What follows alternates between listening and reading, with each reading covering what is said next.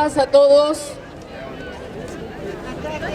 En la Argentina, la educación es reconocida como un derecho humano, como un derecho esencial, no solo por su presencia en la Constitución Nacional, sino también por la adhesión a tratados internacionales que tienen rango constitucional en nuestro país.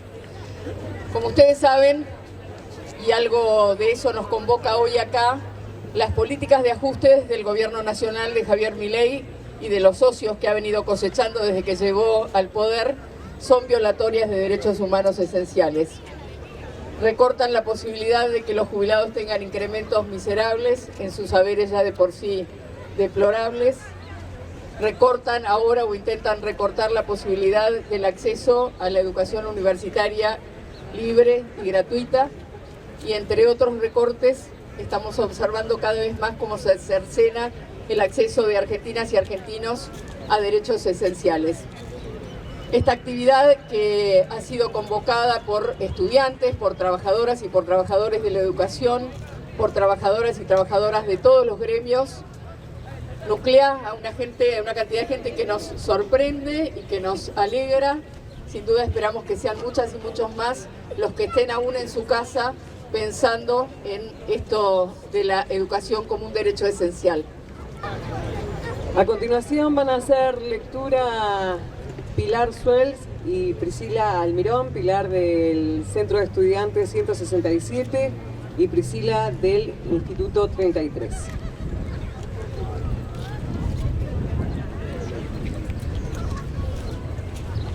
Hola, buenas tardes a todos. Bueno, muchas gracias a todos por venir. Es muy importante para nosotros la convocatoria y poder visibilizar por qué estamos acá. Vamos a leer un documento que armamos los estudiantes. Nosotras somos del 167 y del Instituto 33. Bueno, vamos a comenzar. Bueno, buenas tardes a todos. Instituciones educativas, gremios, sindicatos, organizaciones sociales y ciudadanos de a pie. Por venir a la segunda Marcha Federal Universitaria en Defensa de la Educación Pública. Convocamos hoy desde los centros de estudiantes de nivel superior de nuestra ciudad la agrupación Dialéctica y Acción Estudiantil. Somos estudiantes organizados y autoconvocados y representantes de nuestros compañeros estudiantes. La educación pública nos necesita ante la embestida del Gobierno Nacional. Es urgente pensar un plan de lucha. El Gobierno Nacional presentó los lineamientos para el presupuesto 2025, el déficit cero es su objetivo y su plan es alcanzarlo cueste lo que cueste, aunque se lleven puestos nuestros sueños y nuestro futuro. Como todo gobierno neoliberal, desfinanciar la educación, ciencia y tecnología es parte de su plan de ajuste. La ley número 26.206 de Educación Nacional en el artículo 9 expresa: el Estado garantiza el financiamiento del sistema educativo nacional. El presupuesto consolidado del Estado Nacional destinado exclusivamente a educación no será inferior al 6% del Producto Bruto Interno.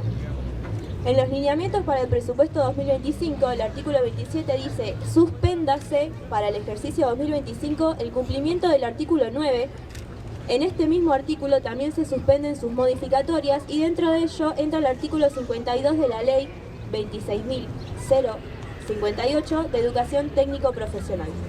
Este artículo establece que el Fondo Nacional para la Educación Técnico-Profesional será financiado con un monto anual que no podrá ser inferior al 0,2% del total de los ingresos corrientes previstos en el presupuesto anual consolidado para el sector público nacional. ¿Qué significa? Porque esto es como, les encanta poner las palabras difíciles para que no entendamos. Esto deja a la educación técnico-profesional en un nivel extremadamente crítico, a tal punto que no puede que comiencen las cursadas el año que viene. Suspender el artículo le garantiza al Estado Nacional enviar un monto inferior al 0,2% del total de los ingresos. Suspender estos artículos y aprobar el presupuesto que propone el Gobierno Nacional va a dejar al personal docente y no docente sin laburo. A los estudiantes se nos privará del derecho a la educación, y a los pibes y pibas que quieren comenzar a estudiar el año que viene, ¿qué les van a decir? Es nuestra obligación hacerle frente a estos ataques tan burdos, tan bajos, tan desplazados. Nos toca visibilizar la problemática y generar conciencia de lo fundamental que es la educación pública, gratuita y de calidad en nuestras vidas. La unión de los estudiantes tiene que ser primordial en contextos como este. Llamamos a todos los estudiantes de Tres Arroyos a sumarse y a defender nuestros derechos, no solo como estudiantes, sino también como ciudadanos argentinos. Tuvimos la suerte de nacer en un país que nos ha brindado educación y salud públicas, y de calidad, regímenes jubilatorios razonables, derechos sociales indiscutibles. En Tres Arroyos tenemos una amplia oferta de oportunidades para volvernos profesionales y no podemos resignarnos a perderlas. Por más educación pública, por mejores salarios y por mejor infraestructura, por mejoras en las jubilaciones, aumentos en los salarios de las y los trabajadores, por más agroecología, menos monocultivo, basta de ecocidio y destrucción de los territorios, por menos gente sin casa, más casas sin por menos gente sin casa y no a la avanzada patriarcal y machista que ampara este gobierno, tierra, techo, trabajo y educación para todos los ciudadanos del territorio y del país. Nos quieren hambreados, sin salud y sin territorio, sin educación. Organicemos un plan de lucha. Muchas gracias.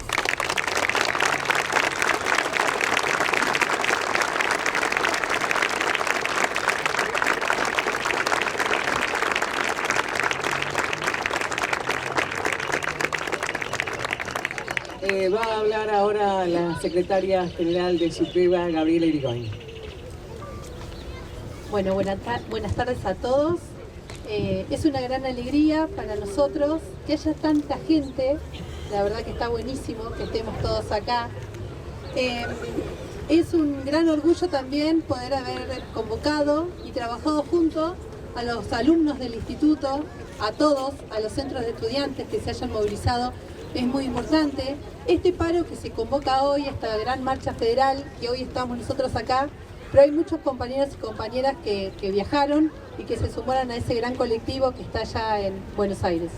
Hay 5 puntos que yo quiero señalar muy cortito y dejarle paso a mis compañeros que van a dar una clase y que les van a contar un poquito más de lo que está pasando y que por ahí desconocemos. Los 5 puntos por los que estamos reunidos acá y por los que marchamos en la marcha federal es por un presupuesto para las universidades, como bien saben, para recuperar el FONID, que ya venimos luchando desde diciembre del año pasado para recuperarlo todos los trabajadores docentes, para recuperar el fondo para los programas educativos que ya no tenemos, para fines, para recuperar las becas, por los comedores escolares y por la infraestructura. También por los fondos para las cajas jubilatorias y decirle no a la armonización de IPS con ANSES. Los chicos acá, mis compas, les van a contar un poquito qué está pasando con la educación técnica, con la educación agraria y con los centros de formación. Gracias. Teresita.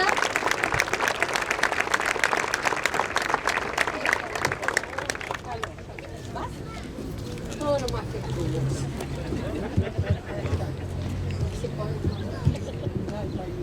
Bueno, buenas tardes. En realidad, por pedido acá de mis compañeras, después tendremos un parlamento aparte. Siempre he dado clase, pero en aulas cerradas, así que esto me excede y tengo un susto bastante grande. Pero no tengo intención de aburrirlos con una clase larga, con las disculpas del caso. Pensando en esto tan espantoso que nos está sucediendo, esta avanzada de este gobierno sobre la sociedad casi en su conjunto, pensaba que puede decir la historia en este momento, que ha visto tantas, la historia argentina, pero se me ocurrió 2 o 3 cositas en estos días. Gracias. Lo vamos a sacar. A ver si lo pierdo. Estaba pensando 2 o 3 cositas, porque en algún comienzo de la campaña de este señor que está de presidente, y volvió a reiterarlo hace bastante poco, decía que nos llevaba hacia la Argentina potencia, un discurso que ha sido retomado por todos los gobiernos antipopulares que han pasado por la Argentina. Entonces me gustaría 2 o 3 ideas compartir con ustedes por qué esa apelación a esa narrativa y a volver a vendernos espejitos de colores.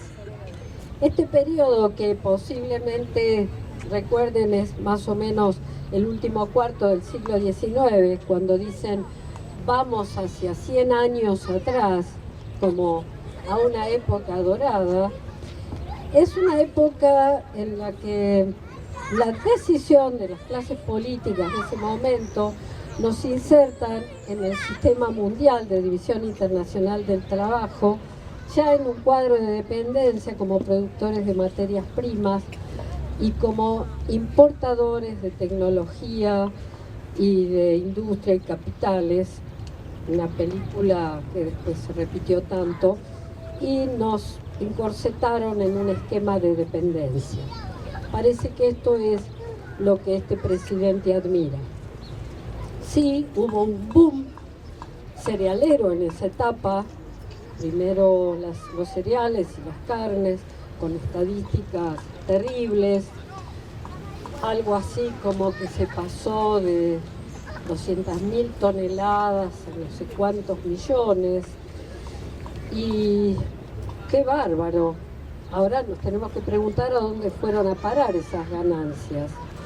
Esas terribles ventas fueron a parar a Inglaterra, muchos de ellos, y también a la clase dominante que había tomado esa decisión política y que había pergeñado ese modelo económico. Las clases populares, los que levantaron las cosechas, los que se organizaron en las ciudades, quedaron afuera de este esquema. Esto cerraba con algunos elementos que también se han repetido en nuestra historia. El primero era una clase propietaria de tierras públicas que se constituyó quitándole las tierras a los pueblos originarios en un desplazamiento, aniquilamiento compatible con el genocidio, compatible con el ecocidio, el etnicidio. Primero esas tierras se iban a repartir, entre comillas, después se vendieron, y algunos datos como que 400 personas se quedaron con 8 millones de hectáreas, más o menos, ¿no? Bueno, ya ven, esto era un modelo de privilegio para unos pocos y nada para tantos. Este es el modelo que este presidente elogia. Pero hay otro componente.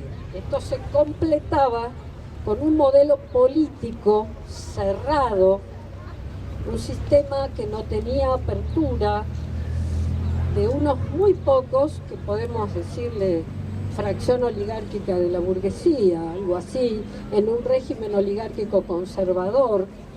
Mucho proclamar el liberalismo, pero sin industria, así que el liberalismo incompleto, pero sin un sistema político pleno de participación colectiva.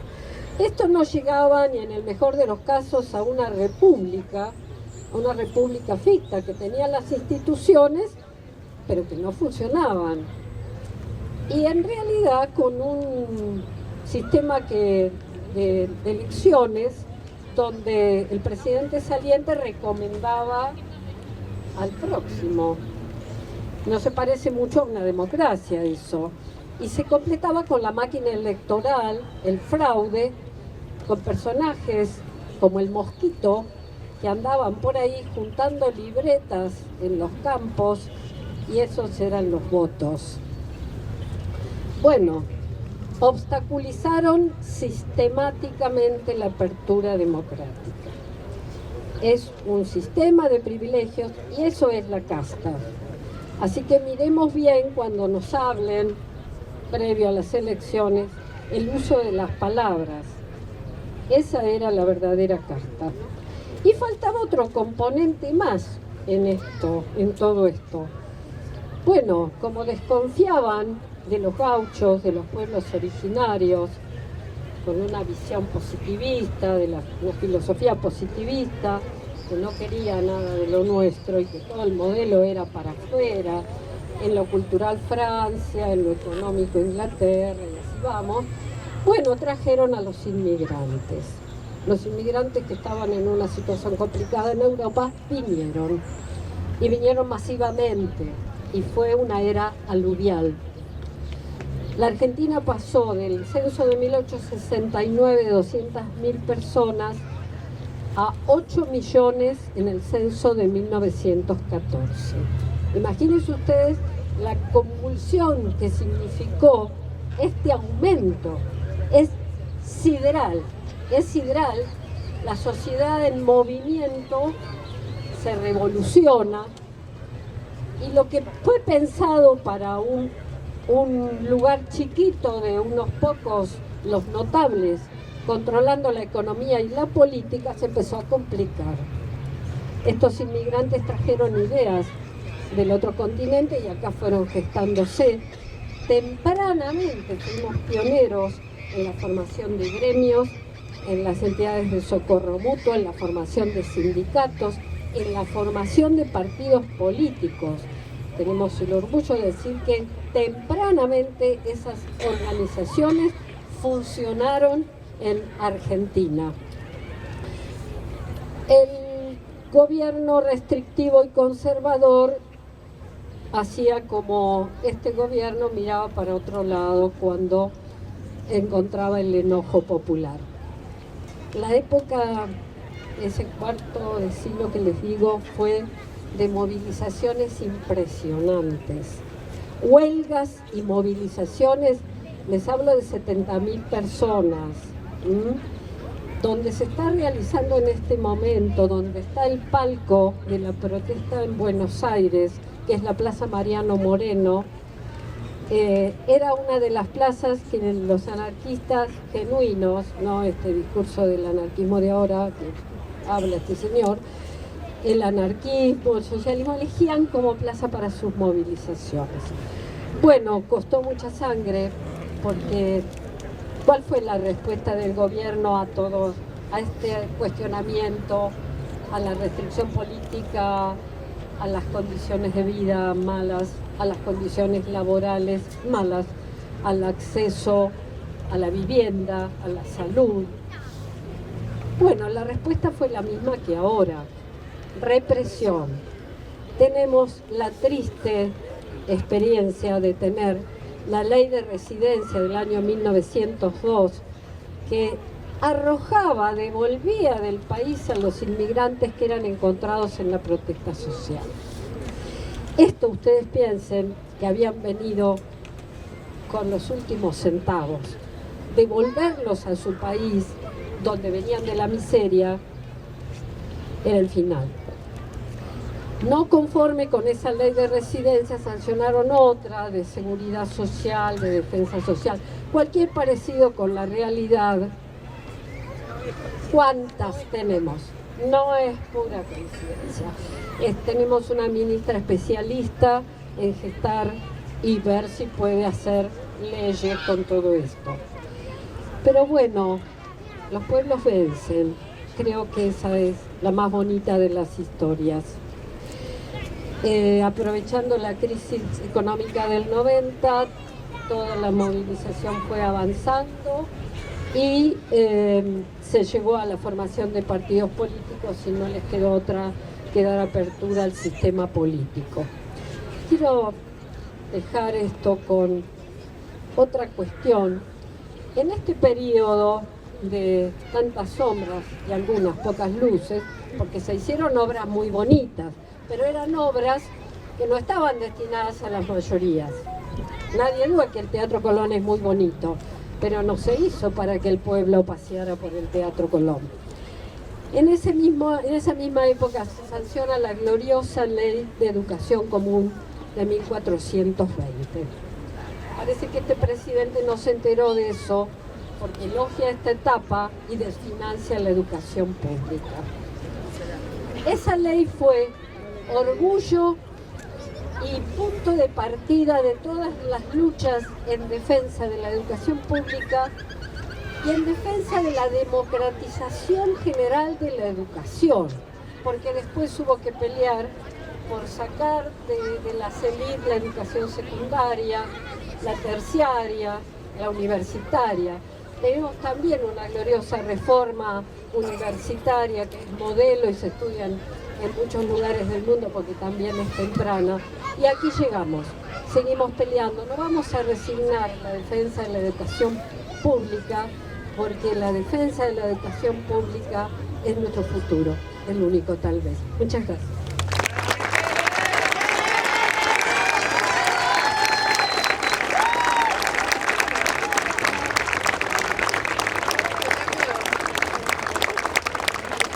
En este contexto de planes de ajuste, que más que de ajuste parecen de destrucción, corren riesgo también la educación técnica y agraria, y hay representantes de la educación técnica y la educación agraria que van a continuar con esta clase abierta en esta tarde. No sé cuál de los dos, sí, Horacio Pili primero, Vani Galván primero. Horacio, Vani.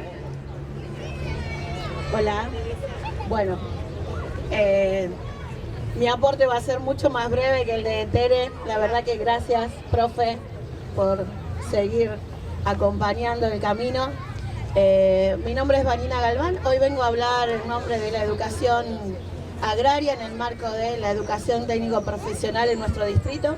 Ustedes saben que hoy estamos defendiendo la educación pública, el financiamiento de nuestras universidades, pero en este caso también queremos contarles lo que implica en la propuesta del nuevo presupuesto la suspensión de uno de los artículos que fomenta el fondo de ETP, un fondo de apoyo a la educación técnico-profesional en todo el país, un fondo que democratiza y que es parte de este sistema que tanto defendemos de la redistribución de la riqueza para que la educación sea y continúe siendo una herramienta de promoción social. En la actualidad, como directora de una escuela agraria, les cuento que hemos recibido aportes y acompañamientos solo del gobierno de la provincia, que sigue acompañando el desarrollo de la educación técnico-profesional en todos los distritos de la provincia de Buenos Aires. En nuestro caso también recibimos el apoyo del municipio, que está muy presente, entendiendo también que la educación técnico-profesional es, en el marco de el sistema educativo de la provincia, una de las herramientas que está más cercana al corazón productivo de los territorios, porque tanto la escuela técnica, las escuelas agrarias, el centro de formación profesional, los institutos de educación técnico superior y también los profesorados son los que están en función de las necesidades propias del pueblo, desde lo productivo y desde lo educativo. Y en ese sentido, la importancia de poder contar con el financiamiento necesario para dar respuestas a esas necesidades que surgen del sector productivo en el territorio. En este caso lo estamos pudiendo hacer desde el compromiso de la comunidad educativa, que elige que sus hijos en este distrito sean parte de la educación agraria, una educación en la que aprendemos haciendo, en la que aprendemos a producir y en la que, en función de los lineamientos también que se toman a nivel distrital, fomentamos el desarrollo de otro tipo de producción. Una producción sana, sustentable, donde nuestras propias experiencias educativas puedan ser motor de cambio y de transformación. Todo eso no se puede hacer sin el Fondo de Educación de Apoyo a la ETP, que es lo que no vamos a tener en el 2025 de prosperar el presupuesto presentado, ¿no? A nivel nacional, imagínense, siempre hablamos de un retroceso, ¿sí? En el avance en nuestro país. Volvemos a los 90, muchas veces lo hemos empezado. Bueno, la educación técnico-profesional lleva desde el 90 hasta acá un largo camino de recuperación, que no hubiera sido posible sin la ley de educación técnico-profesional, sin la creación de los institutos que redistribuyen democráticamente, porque el Fondo Nacional de ETP se motoriza a través del INED, que es un fondo, es un Instituto Nacional de Desarrollo de la Educación Técnico-Profesional, de la educación técnica en todo el país. Y un país sin desarrollo de su propia tecnología, para la producción de alimentos, de su propia tecnología para la fabricación industrial, es un país sin soberanía también. Es un país sin soberanía. Soberanía construimos desde las escuelas agrarias, desde la escuela técnica, en articulación con los compañeros del Centro de Formación Profesional, en articulación con el Instituto de Educación Superior aquí en Tres Arroyos, donde nuestros alumnos que se forman aprendiendo a producir continúan su trayectoria aprendiendo a cómo producir más y mejores alimentos, a través de agroalimentos, a través de agroecología, en los profesorados. Entonces, eso es lo que les venimos a contar. Vamos a necesitar el apoyo de cada uno de ustedes porque en nuestras escuelas están esos chicos, están los pibes de los barrios que se forman aprendiendo a producir mejor, aprendiendo a producir de una manera sustentable, tratando de transformar las necesidades propias de nuestro distrito en herramientas de futuro. Porque son pibes que se quedan acá, que encuentran trabajo, que siguen mejorando el desarrollo histórico de sus familias, que cada uno de ellos puede mejorar y transformar su realidad, en este caso a través de la educación y a través del trabajo. Eso es lo que se quiere atacar, el espíritu del desarrollo soberano industrial, soberano de producción de agroalimentos sanos y sustentables, es lo que está en juego de la mano de la educación. Así que es nuestro derecho defenderlo. Y como siempre decimos, si el presente es de lucha, si el presente es de este compromiso, si el presente es de poder poner la palabra, entonces el futuro es nuestro y es lo que tenemos que defender. Muchas gracias.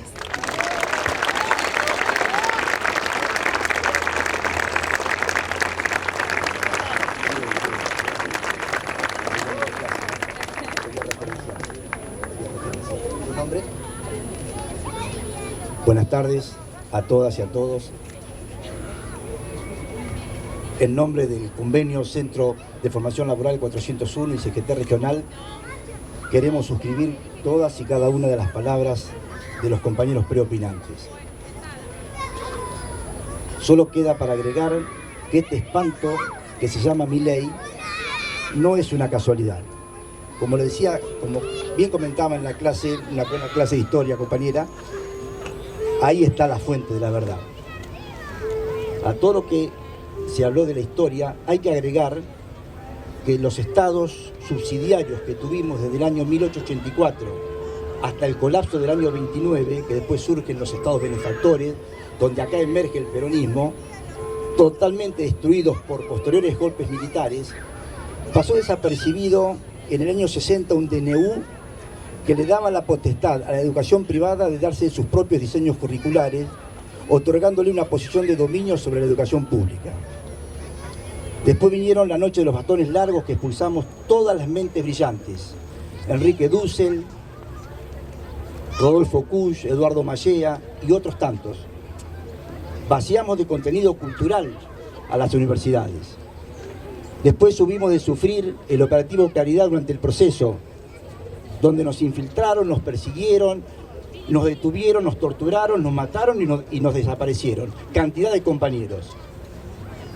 Hubo de venir después el Congreso Pedagógico y a posteriori nuevamente una política neoliberal de mano del presidente Menem, que volvió a desfinanciar absolutamente la educación. El Centro de Formación Laboral, en ese entonces la formación profesional, recién iniciaba. Y desde el año 92 que se fundó hasta el año 2006, que se sanciona la 26.206 y la 26.058 que hablaba la compañera Vanina, no recibimos absolutamente ningún peso. Y discúlpeme la autorreferencia, fui responsable de manejar los planes de mejoras en base a ese 0,2% consolidado del PBI. Y nuestro centro solamente desde el año 2006 al 2010, a valores de aquellos años, recibió 10 millones de pesos. Así pudimos vestir de tecnología y de insumos todas las familias profesionales que tenemos. Informática, gastronomía, metalmecánica, mecánica, todas. Y eso es contenido de enseñanza, eso es democratizar la enseñanza, eso es preparar al educando. Y después vino Macri y vino Vidal, con sus personeros Finocchiaro, Sánchezini, que ahí está inquietado en el INET, que es el personero de los tutoriales educativos, la quinta industria del mundo, pues maneja hoy el INET ese personaje. Y ustedes van a recordar, colegas docentes, que en aquellos años de Vidal, cuando nos mandaban el recibo de sueldo, primero nos mandaban una planilla para invitándonos a desafiliarnos. Quisieron romper las estructuras sindicales y no pudieron, Y ahora viene Milei. No es un eslabón perdido Milei, es parte de un proceso que de los últimos 150 años el conservadurismo político y la economía neoliberal manejó este país. 30 años de Estado benefactor solamente. y nos echan la culpa a nosotros del populismo. Miren, a modo de síntesis, el neoliberalismo es una necropolítica y es una necroeconomía. Es economía y política de muerte. Ahí están los compañeros del conurbano no pudiendo pagar el transporte para ir a trabajar. Eso afecta la base de la unidad familiar, que es la unidad básica de nuestra sociedad. Van por la sociedad. Ahora, nos tenemos que preguntar cómo puede ser que 6 de cada 10 argentinos están votando la destrucción de la familia argentina. Y el tema es cultural. No es político, no es económico. Miren, si hay una autocrítica que tenemos que hacer el mundo del progresismo, es que con el viento de cola de los primeros años del siglo XXI, ni Hugo Chávez, ni Lula, ni Rafael Correa, ni el hermano Evo, ni el Pepe Mujica, ni Néstor y Cristina, ni Bachelet trabajaron sobre la batalla cultural. Trabajaron sobre la parte política, sobre la parte social, sobre la parte económica, que no está mal, pero la dialéctica sigue siendo mercantilista, es la dialéctica de ellos. Si no vamos hacia una transformación educativa que nos lleve a una pedagogía descolonizadora, a un nuevo sujeto pedagógico, a un nuevo sujeto cultural, si la biología nos permitiera encontrarnos de vuelta entre 100 años, estaríamos discutiendo lo mismo. Entonces hay que estar muy atento porque estos fenómenos se van a seguir repitiendo. Y hay que estar realmente muy atentos porque nos va la vida como país. Porque como decía Vanina, en este sistema mercantilista, extractivista, se van a llevar absolutamente todos. Y no lo podemos permitir, ni como sociedad y mucho menos como gente de la educación. Muchas gracias.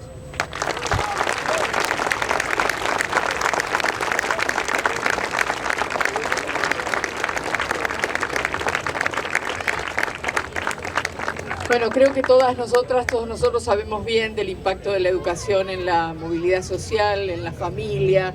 Todos los compañeros y compañeras que han hablado hasta hace instantes nada más han contado un poco cómo atraviesa nuestra historia el derecho a la educación y las posibilidades de acceso para todas las argentinas y argentinos independientemente de su condición. Este es un encuentro con micrófono abierto, lo ha pedido Agustín, se lo voy a ceder. ¿Hay alguien más? Ah, César Caballín está primero y después vos, Agustín, ¿sí? Un micrófono abierto, con un poco de orden podemos hacernos escuchar todas y todos hoy. César. Bueno, muchas gracias. Bueno, me presentaron, muchos de ustedes tal vez no me conocen, yo vivo hace 2 años en Tres Arroyos, pero hace 10 años que superviso la escuela técnica. Una escuela técnica que tenemos el orgullo, y lo digo así, de ser una escuela que el viernes va a hacer los festejos por los 100 años de su historia, tan rica historia que ha contribuido al desarrollo territorial de una ciudad que es la cabecera de región y que tiene un desarrollo industrial el más importante de la región y tiene un potencial mucho mayor aún. Y en eso es lo que siempre nos centramos. Tanto Vanina como Pili han mencionado la historia o las situaciones que hemos vivido en la escuela y lo que impacta hoy la suspensión de los aportes que tenemos a través del artículo 52 de la ley 26.058, una ley que quiero destacar que surge luego de un montón de problemas que tuvimos en los años 90 y un desfinanciamiento de la educación técnico-profesional, no solo en la educación técnica, sino agraria, la formación profesional, los institutos superiores y otros niveles y modalidades que contribuyen como educación especial que tienen aportes para hacer prácticas específicas. En aquellos años yo era docente, fui jefe de área, director de una escuela técnica de acá cerca de Coronel Dorrego y no teníamos dinero para las prácticas de nuestros estudiantes. Hacíamos las actividades con los retazos de madera que íbamos a pedir los docentes a las carpinterías o a las herrerías, un pedazo de hierro o planchuela que no les sirviera y la adaptábamos como podíamos. Eso hizo que las escuelas generáramos recursos humanos en función del esfuerzo permanente y luego de mucha lucha, he participado en Carpa Blanca en el año 2001 en las carpas que hacíamos enfrente de la Dirección General de Escuelas en La Plata, hasta que luego y de manera muy acertada en el año 2005, a través de una propuesta de Néstor Kirchner, se vota la ley 26.058 de forma unánime. Eso quiere decir que todos los bloques y todas las personas se dieron cuenta de la importancia que tiene la educación técnico-profesional en el desarrollo de las personas y también, no solo en las personas, sino también en las ciudades, en las localidades, y particularmente en la inclusión en la sociedad, tal como queremos que cada persona sea vinculada. Nosotros, la educación técnica contribuye al desarrollo territorial sustentable y sostenible de los territorios, de las personas, favoreciendo la inclusión social, la calidad educativa, favoreciendo el asociativismo, el trabajo cooperativo, el respeto por las normas y también hoy generando esta situación que antes no se daba, favoreciendo la inclusión en el sistema productivo sin discriminación por condición de género que antes sabemos cómo era la sociedad. En este sentido, mi aporte tiene que ver en esto y, como han dicho, el financiamiento que nos viene llegando a través del INET, que es el Instituto Nacional de Educación Tecnológica, son aportes que llegan a las escuelas a través de una plataforma conocida como Citrared, y los fondos vienen directamente de Nación. Ayer justamente tuvimos una reunión en La Plata, los inspectores de Educación Técnica con la nueva directora de Educación Técnica y el director de Educación Técnico Profesional, donde ellos tuvieron una reunión con el secretario ejecutivo del INET, que él plantea que es una mala mirada de quienes estamos en las escuelas, que no es así, según esta versión, y él nos planteaba que desde el INET dicen que solamente quieren, lo que han generado ahora, es que el presupuesto 2025 sea exactamente igual que el 2023. Y cuando analizamos esa realidad, con el contexto inflacionario en el que estamos insertos, con lo que teníamos en el 2023 no lograríamos alcanzar ningún tipo de práctica ni formación de nuestros estudiantes y nuestras estudiantes. Entonces, realmente estamos muy preocupados, pero no solo preocupados, tenemos que ocuparnos para que esto no suceda nuevamente, desmantelar la educación técnica, porque sabemos que las personas que se forman en educación técnica contribuyen al desarrollo, como dije hoy, de las ciudades, del sector productivo, y también quien trabaja se forma y se transforma, incluyéndose con sus derechos en la sociedad. Y eso es lo que nos preocupa. Si no tenemos trabajo, si no formamos para las industrias y para el desarrollo de la materia prima, que no se venda como un commodity agropecuario, lo único que hacemos es favorecer a unos pocos que se favorecen con la exportación de materia prima o commodities, y perjudicamos a muchos y a todo nuestro territorio porque no tenemos para formar a nuestras sociedades y a nuestras comunidades como queremos a través del trabajo, un trabajo digno que puedan sostener económicamente a su familia. Simplemente eso, agradecerles este espacio, invitarlos a todos, a toda la comunidad de Tres Arroyos. El viernes 9:30 de la mañana es el acto formal de los 100 años de la Escuela Técnica, así que los esperamos y muchas gracias.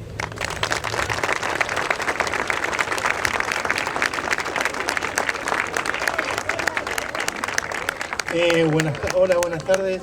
Mi nombre es Agustín. Primero que nada quiero agradecer y felicitarlos a todos y a todes por estar acá hoy presentes. Les voy a pedir un aplauso para ustedes por esta manifestación, por hacernos presentes hoy acá.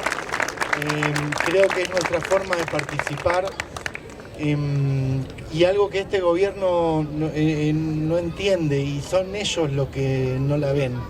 La Argentina, los argentines, les argentines participamos en política y nos involucramos como estamos ahora involucrados acá. Así que aplauso por eso. Hoy estamos acá por la educación pública y eso es buenísimo. Es lo que proyecta un futuro, es lo que le da esperanza a un montón de gente. Solamente quiero decir, no nos olvidemos tampoco de nuestros abuelos, de nuestras abuelas, de nuestros viejos, que son los que construyeron el futuro en donde ahora estamos.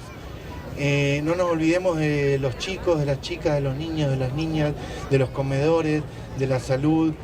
Así como estamos luchando por esta causa que es justa y es noble y es necesaria, unamos todas las causas y luchemos por todas las causas. Como estamos ahora acá reunidos todos, reunámonos por todas esas otras causas que construyen la Argentina. Nada más que eso. Gracias.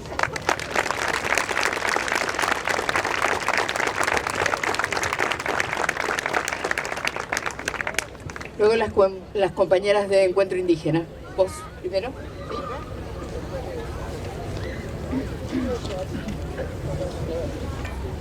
Vamos a...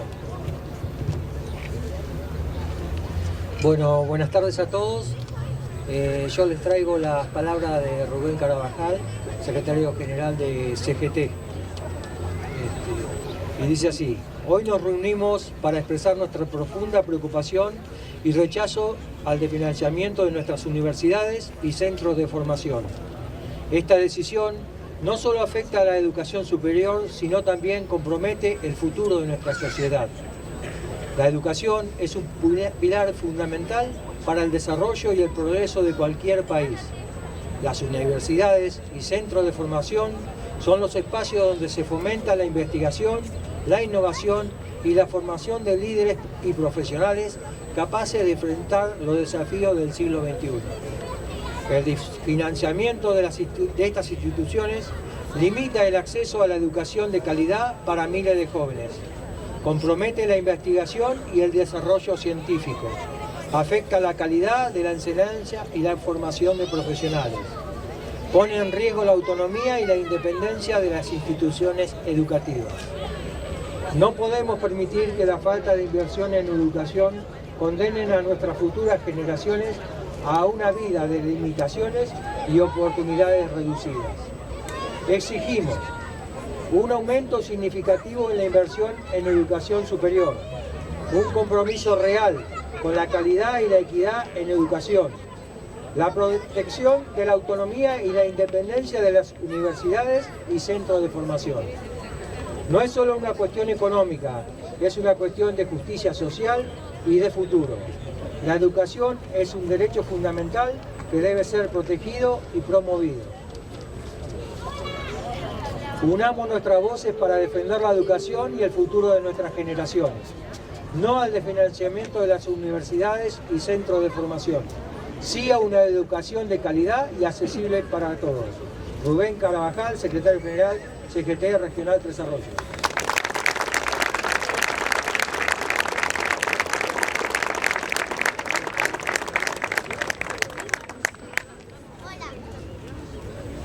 Les voy a pedir, porque me resulta difícil presentar a todas y a todos, que vayan acercándose en la medida en que ven que quien está participando va finalizando su alocución, se van acercando al micrófono.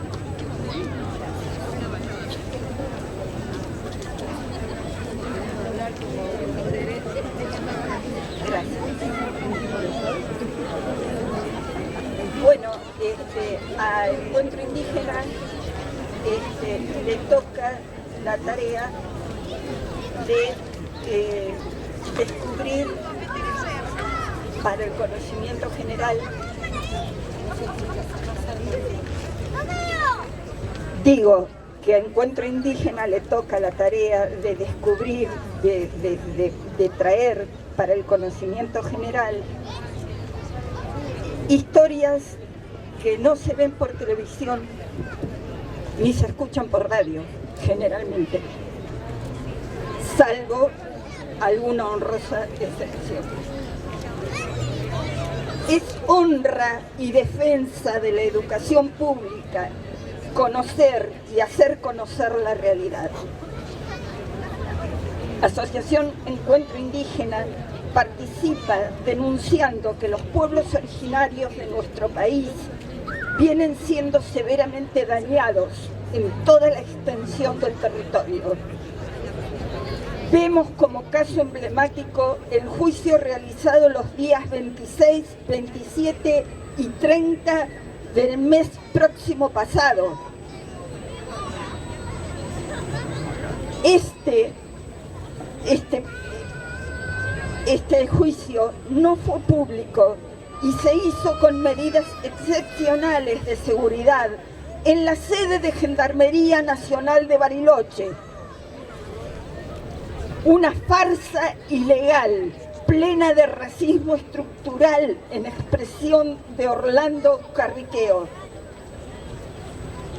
Esta situación tiene como antecedente los hechos ocurridos en 2017, cuando la actual comunidad Lasken Huilculmapo se manifiesta reclamando el reconocimiento de un sitio sagrado, Orrehue, y que costó la vida de Rafael Nahuel. No sé si lo recuerdan. llevado a instancia legal. Este reconocimiento se efectuó en el año 2023, en que el juez Greca homologó un acuerdo entre la comunidad mapuche y vecinos del lugar y se suspendió el juicio. El Rehue son 7 hectáreas frente al lago Mascardi y allí se dieron 2 casas, una para la machi betiana y otra para sus asistentes ceremoniales. En un lugar más alejado se permitió el asentamiento de los restantes miembros del LOF, 10 hectáreas. En total son 17, ¿verdad? La posibilidad de habitar un territorio ancestral de carácter ceremonial es fundamental para el pueblo mapuche. La Fiscalía apeló esta resolución aduciendo que se estaban transfiriendo tierras de parques nacionales y que eso debe hacerse por ley. Esto supone una intervención en cuestiones de fondo, ilegal, porque la función de los fiscales es controlar la legalidad del procedimiento y no la cuestión de fondo, como expone la defensora Laura Tafetani.